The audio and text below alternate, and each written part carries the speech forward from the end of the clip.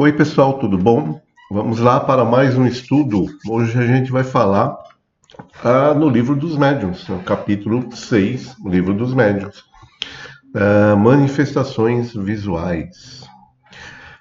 Vamos lá, né? Esse capítulo ele explica os fenômenos espíritas, como a gente vem estudando, né, no Livro dos Médiuns, né?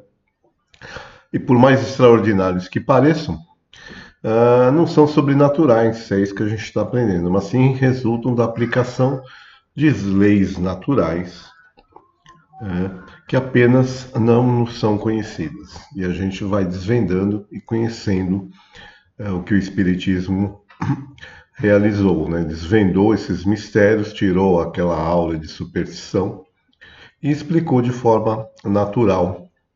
E uma dessas manifestações são as manifestações visuais, ou seja, poder ver os espíritos.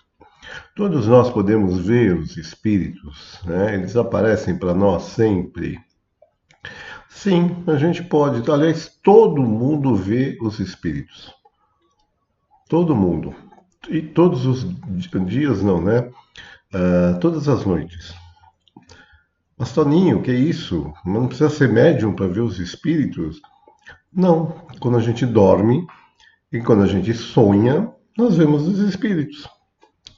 Né?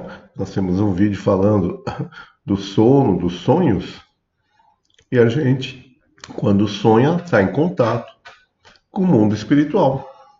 E lá nós podemos ver os espíritos. Vamos entender melhor isso aqui. Então, a primeira pergunta que Kardec faz, né? Podem os espíritos tornar-se invisíveis? Sim, eles podem se tornar visíveis. E aí eles explicam, especialmente durante o sono, né? Nos sonhos. Mas com algumas pessoas também podem ver os espíritos em vigília, quando estão acordados. E é mais particularmente sobre este fenômeno, né, de ver os espíritos em vigília, que nós chamamos na mediunidade de vidência, que nós vamos mais nos referirmos aqui a esse estudo. Porque durante a vidência, né, a visão dos espíritos durante o sono, nós já falamos lá no vídeo que falava de sono e sonhos. Vamos lá, mais um tópico aqui. Propósito dessas vidências, né? Por que os espíritos aparecem para nós? Depende. Se são bons espíritos, eles podem aparecer para consolar aqueles, né, que lamentam a sua partida, se forem nossos parentes, podem se mostrar para nós, né, como uma forma de consolo, provar sua existência, né, a prova da existência do espírito, se mostrando a nós encarnados,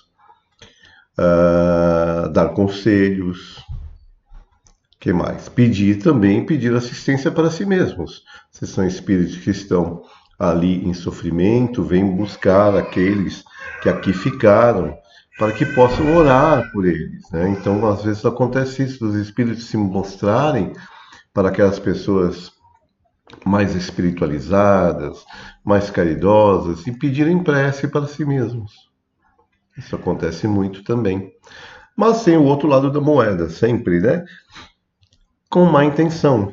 Ou seja, espíritos inferiores podem aparecer para assustar, por vezes para se vingar, perseguir a pessoa. E por que Deus permite isso? A gente sempre faz essa pergunta, né? Deus permite essas manifestações, principalmente essas com má intenção, como uma prova, né?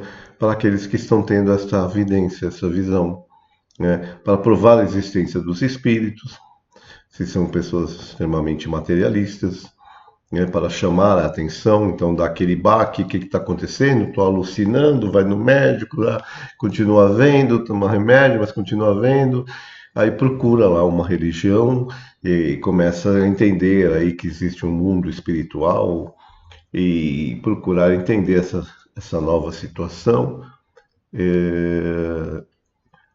E isso mexe com a pessoa, isso chama a atenção da pessoa, né?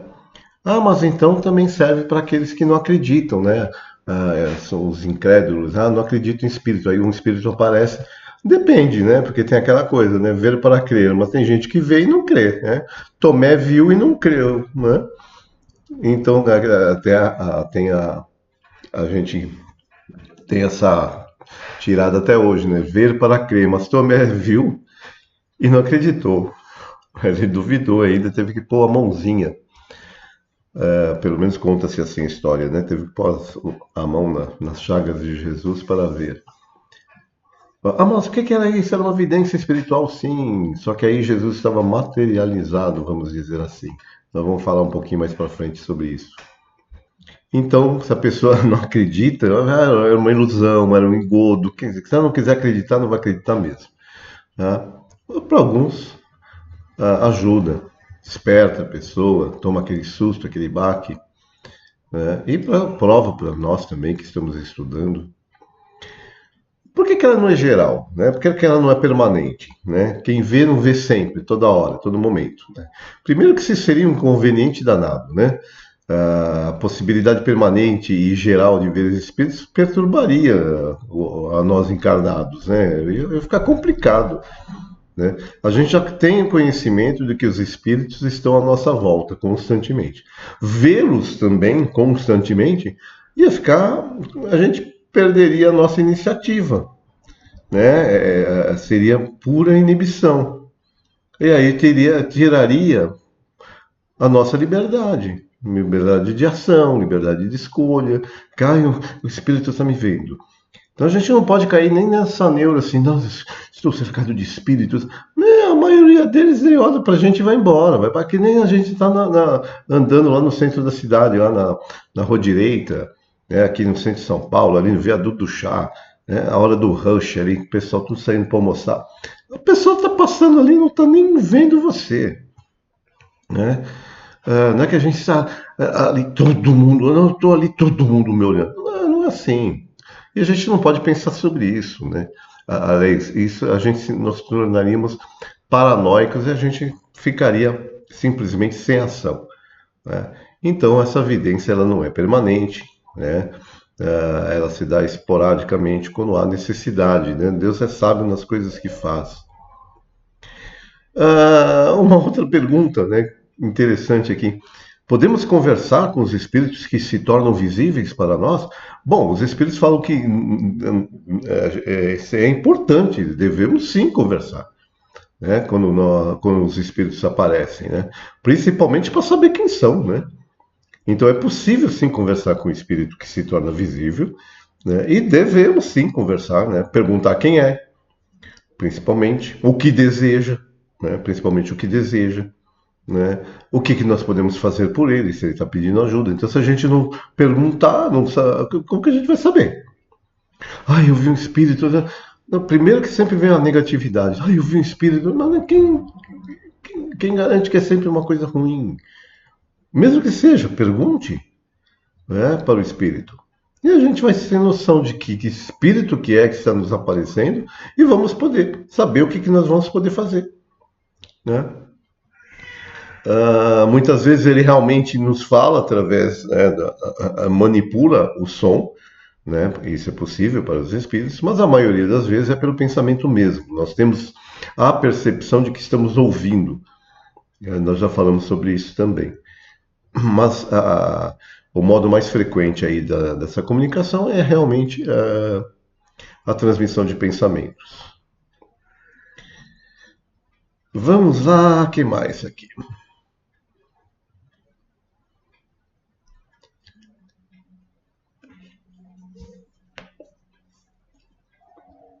Então a gente já falou aqui que nós podemos ver os espíritos aí em sonhos, né? Uma pergunta que foi feita aqui para Kardec, né? Que Kardec fez, né?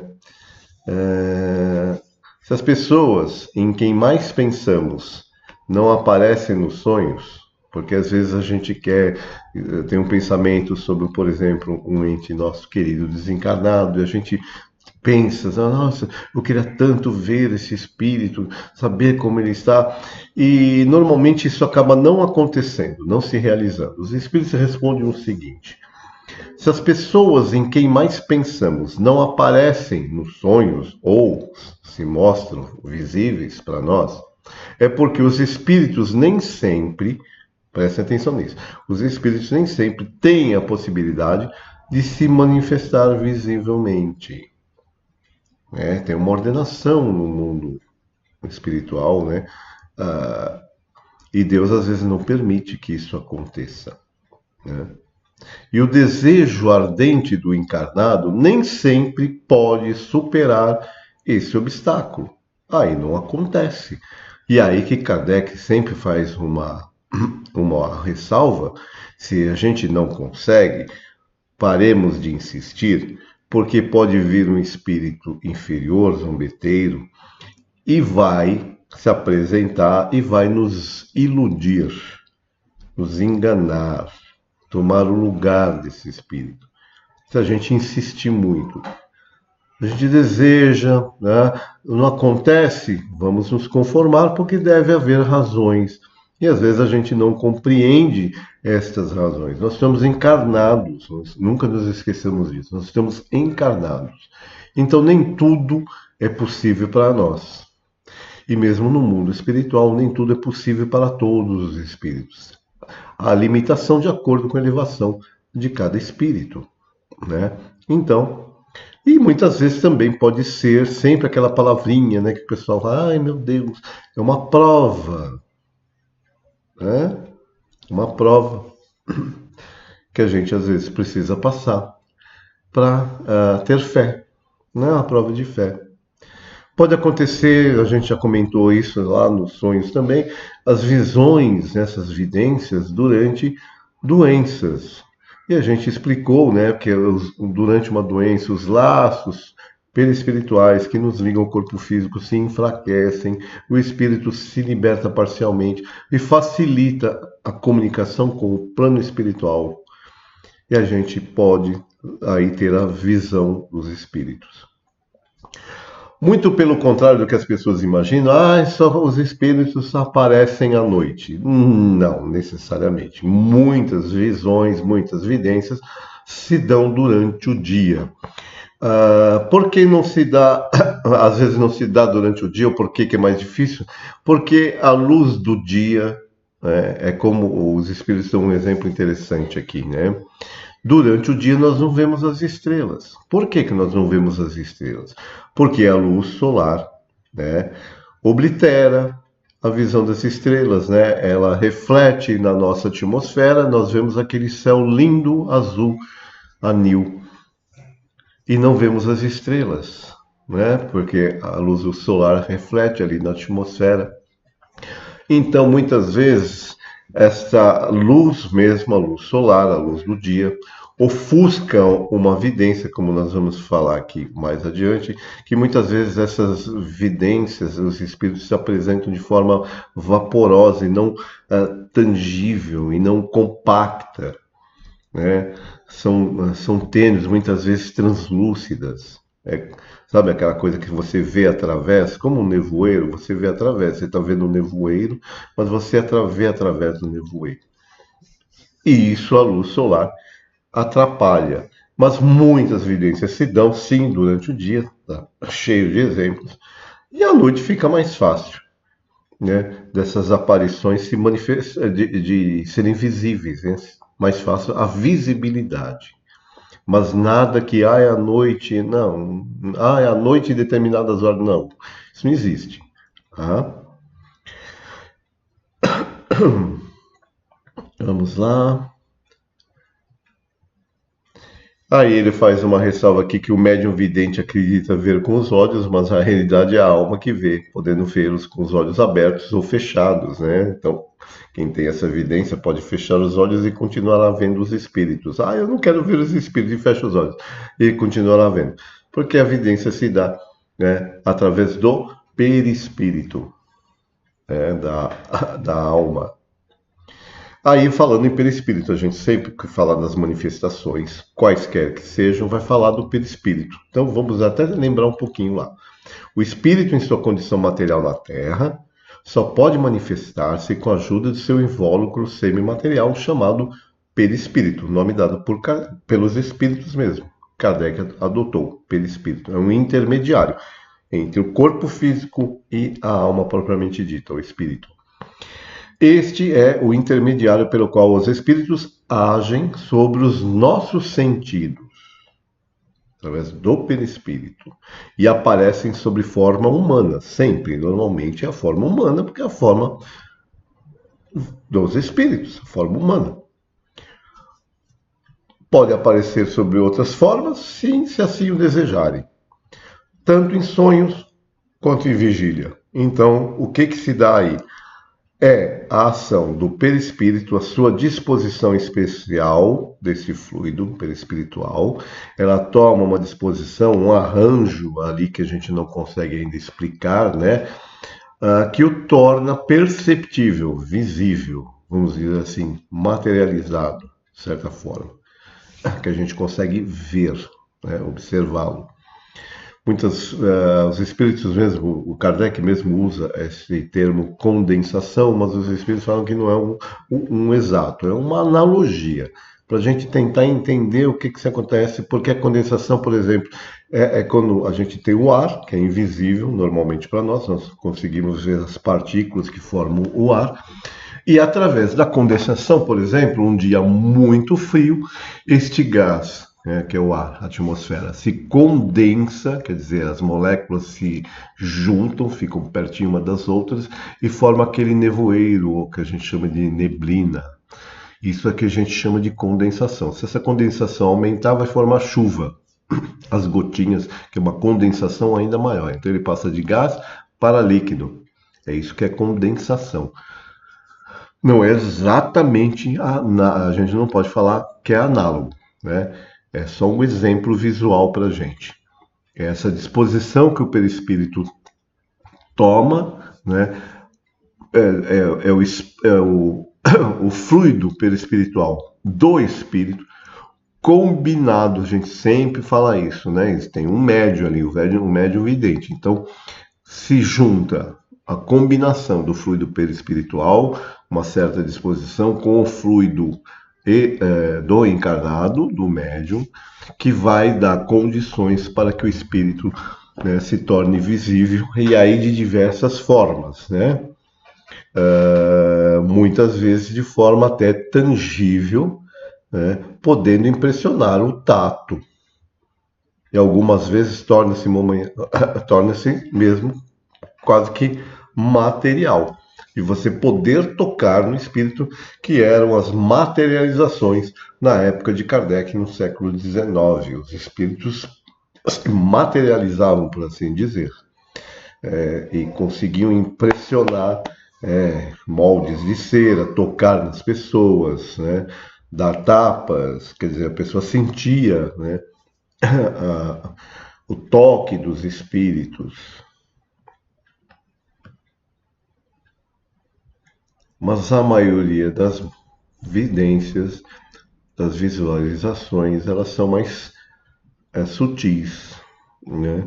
Porque aí precisa, para uma materialização, por exemplo, essa tangibilidade, uma condição mediúnica, né? Porque é a necessidade de uma expansão fluídica do encarnado muito maior para que possa se processar essa combinação e acontecer a tangibilidade. Então é raro, essa aparição é rara.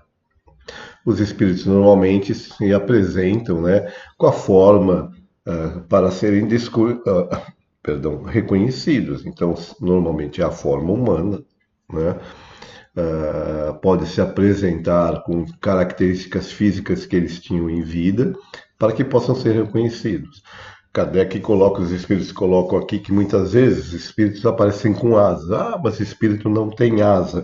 Mas para aquela pessoa que tem essa idealização de um espírito elevado, superior, como um anjo, e anjo, dentro da iconografia, tem asas, ele pode se mostrar ele com asas para que a pessoa entenda que está ali um espírito de ordem elevada, superior.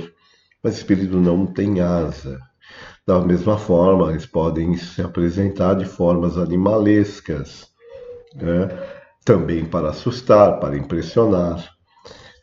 Pode aparecer com objetos, né, que são característicos daquela condição espiritual, ou da condição espiritual que esse espírito tinha em encarnações anteriores, para mostrar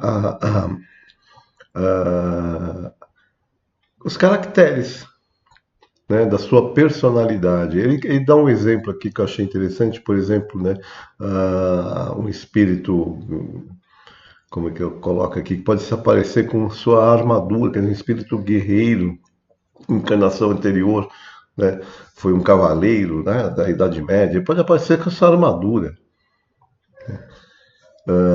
para ser reconhecido. Os espíritos superiores normalmente é uma figura mais tênue, mais suave, né, mais harmônica. Nada muito parecido com a materialidade nossa, né? Espíritos mais inferiores vão se mostrar, lógico, da forma mais próxima ainda da condição material, né? Porque também é assim que é o seu íntimo, né? Mais materializado, mais apegado às coisas da matéria, então menos sutis. Não adianta a gente querer se esconder, né, dos espíritos. Ai, meu Deus, vou fechar os olhos e me trancar no quarto.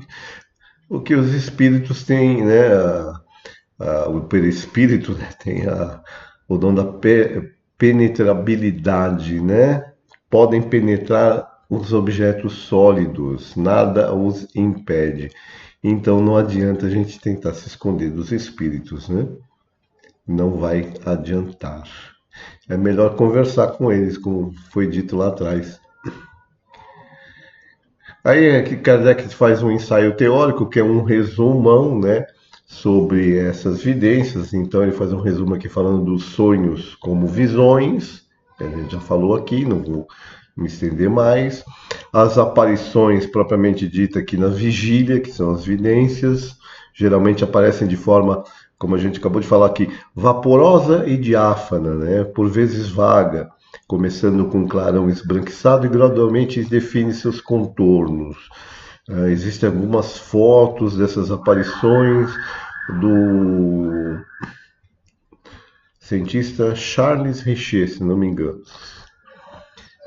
Tem fotos das aparições do espírito Cat King, se não me engano o nome.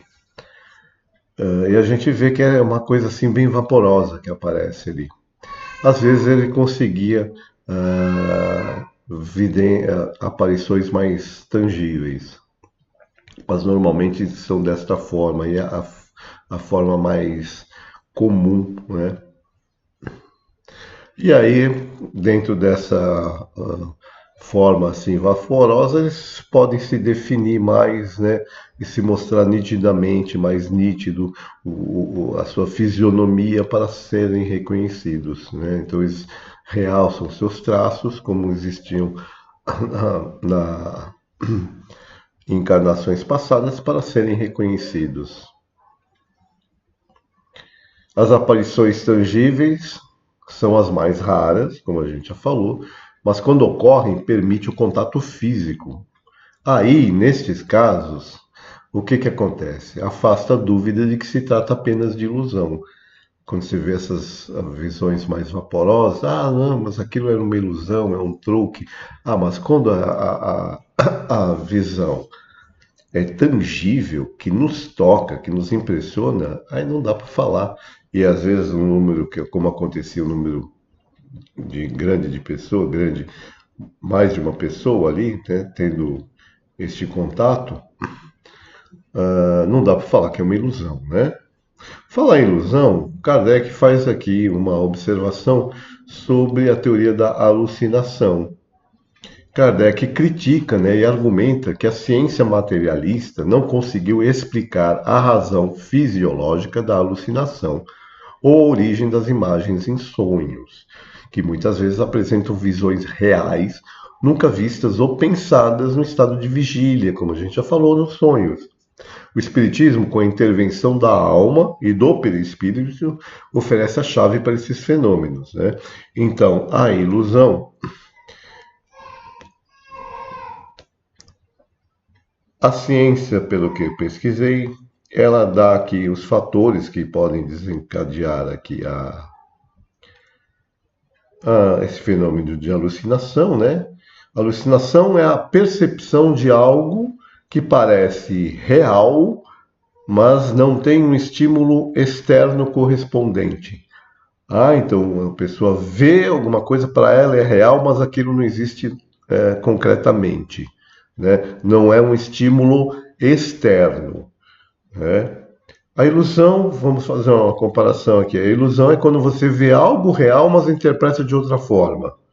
É algo que você está vendo, que aí é o que a gente chama lá dos mágicos de ilusionismo. Ele nos engana, engana a nossa vista, né? A gente está vendo ali, mas ele nos ilude, então a gente passa a ver outra coisa. Mas a alucinação é isso, né? Parece real, mas não tem nenhum estímulo externo. E aí a ciência coloca aqui que é uma atividade cerebral anômala, né? Áreas do cérebro responsáveis por visão, audição ou tato podem ser ativadas sem estímulo externo. Então essas áreas do cérebro são ativadas, mas não tem estímulo externo. E aí a pessoa tem a alucinação, né? Alucinações visuais, né? O córtex visual funciona como se estivesse recebendo imagens reais, mas não tem nenhuma imagem ali. Ele não está vendo nada real. Isso é que a ciência explica. E aí ela coloca que substâncias químicas podem causar isso, excesso por exemplo, excesso ou falta dessas substâncias, né? Experiências alucinógenas com drogas, né? A doença como esquizofrenia, privação do sono pode causar alucinação, a epilepsia pode causar alucinação, né? Doenças neurológicas como Parkinson e Alzheimer, né? Situações extremas como fome, isolamento, febre alta e traumas podem causar alucinação, mas percebam que eles colocam aqui, ó, área do cérebro responsável, a área do cérebro que é afetada sem um estímulo externo. E aí eles dão aqui que a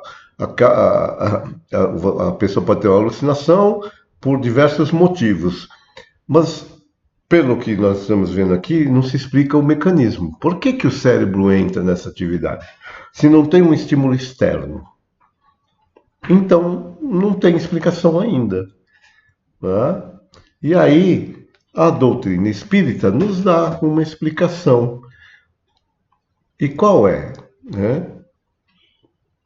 Há aparições verdadeiras explicadas pela teoria espírita. E há também a alucinação. Né? Imaginação, por exemplo. Visões do diabo ou coisas fantásticas e inexistentes da realidade são, por vezes, efeitos da imaginação, especialmente em pessoas influenciadas por leituras ou histórias de feitiçaria, né? Filmes de terror, por exemplo. Né?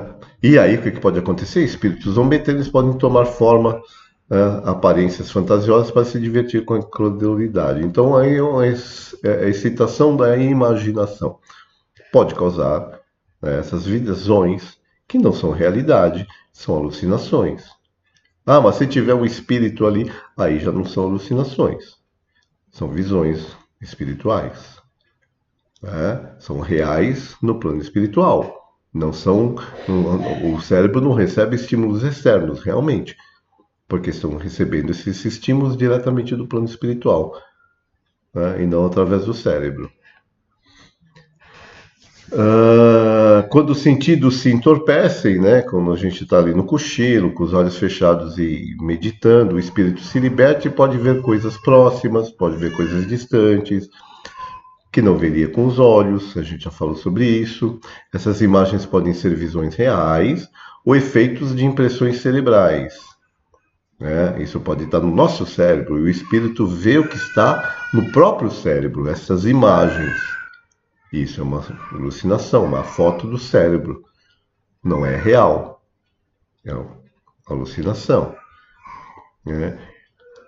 Como ele coloca aqui, né? Em doenças, o cérebro enfraquecido e o desequilíbrio dos órgãos cerebrais podem fazer com que certas imagens permaneçam, não se esvaindo, Isso é a verdadeira alucinação e a causa das ideias fixas. Então, para Kardec, a alma é indispensável para uma teoria satisfatória da alucinação.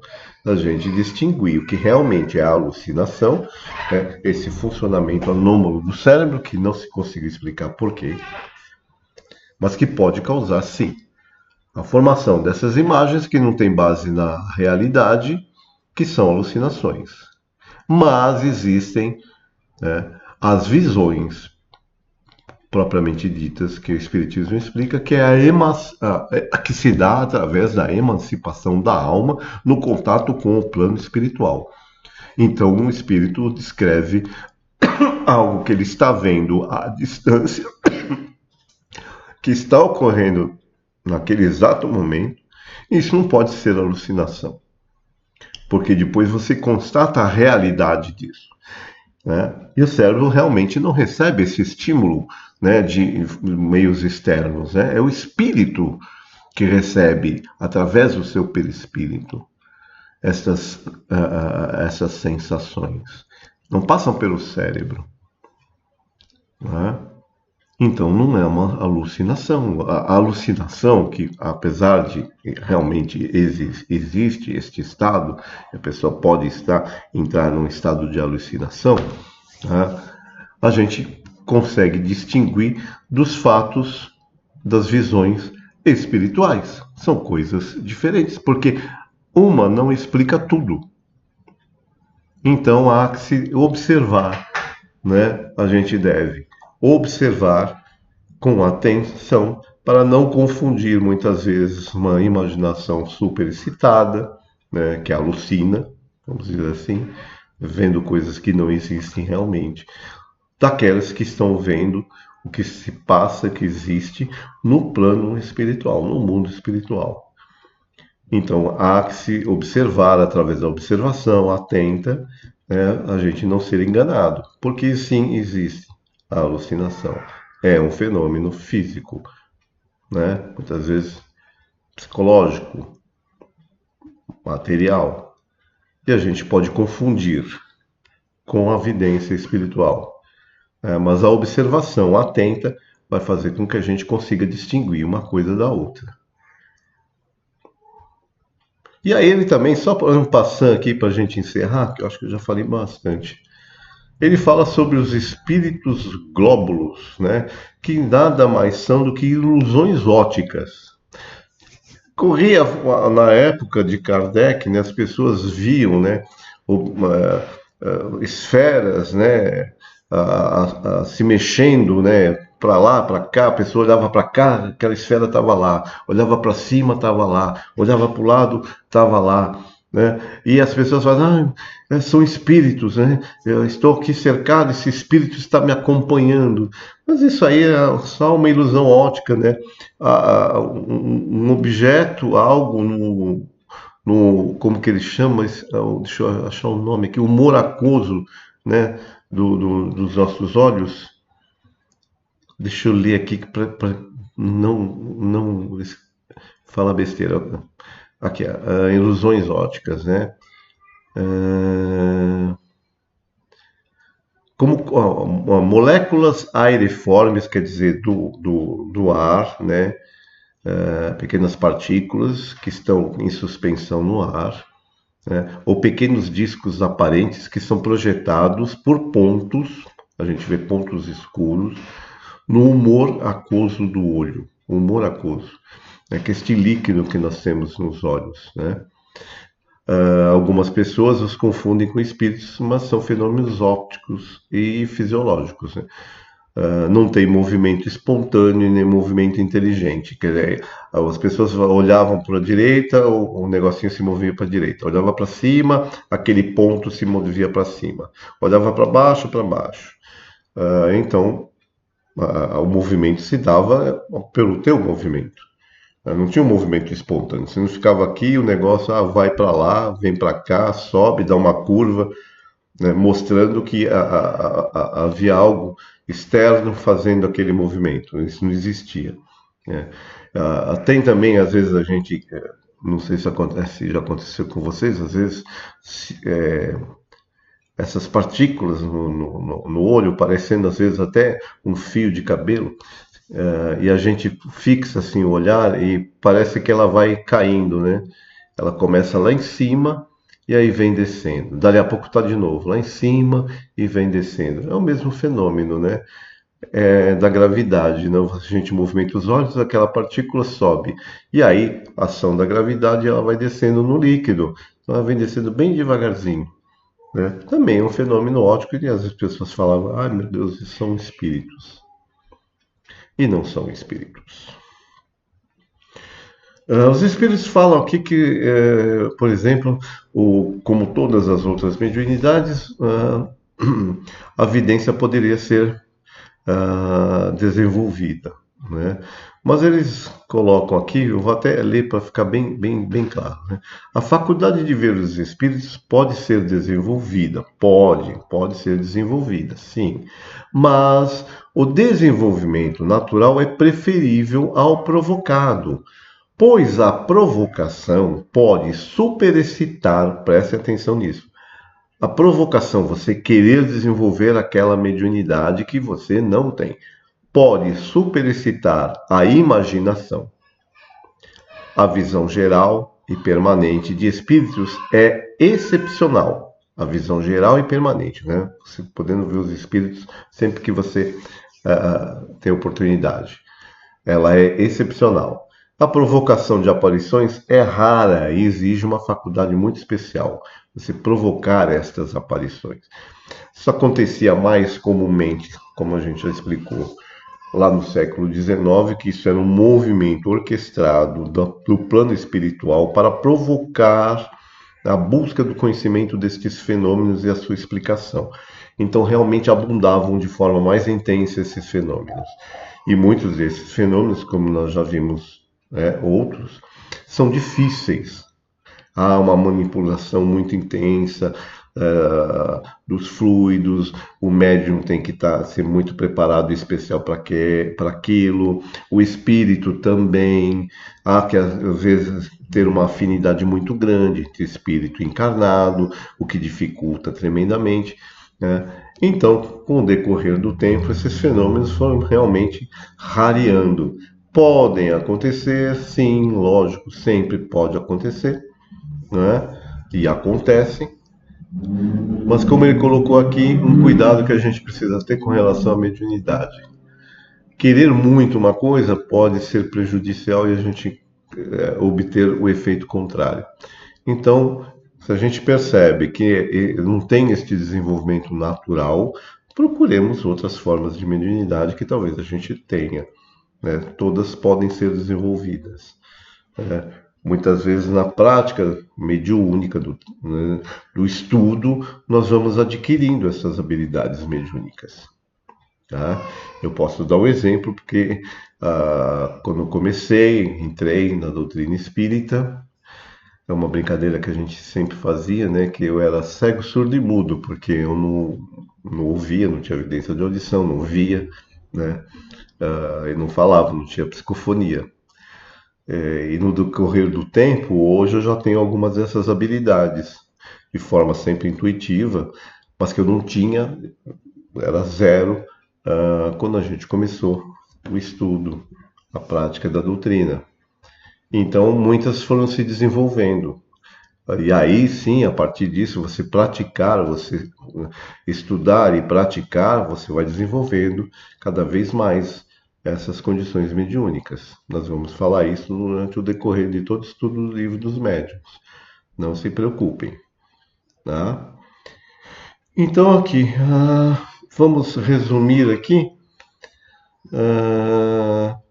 Então, esse capítulo ele detalha as diversas formas e propósitos das manifestações visuais, né, dos espíritos, sempre ancoradas, isso é importante, em leis naturais, no papel fundamental do perispírito, sempre. Todos esses fenômenos mediúnicos sempre têm o papel essencial aqui do perispírito. E Kardec insiste na importância da razão e da observação séria para distinguir as verdadeiras manifestações das ilusões e da superstição, né, das alucinações, afastando o caráter maravilhoso e sobrenatural desses fenômenos. Não tem nada de maravilhoso, nada de sobrenatural. São fenômenos naturais que devem ser observados e estudados, assim como Kardec fez e nós podemos fazer hoje.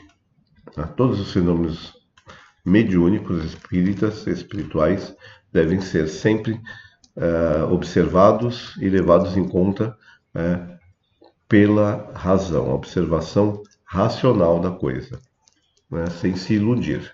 Às vezes a gente se engana, mas se a gente tiver sempre um estudo sério, né, não deixar se levar, se a gente incorrer em algum erro, a gente consegue reverter isso e perceber o erro. Então fica aí, gente, um fenômeno, uma evidência interessantíssima, né? Não é das mais comuns, é a vidência, né? É a prova cabal aí de ver o mundo dos espíritos. Fantástico, né, gente? Então ficamos por aqui. Fiquem com Deus. Tenham aí um ótimo estudo.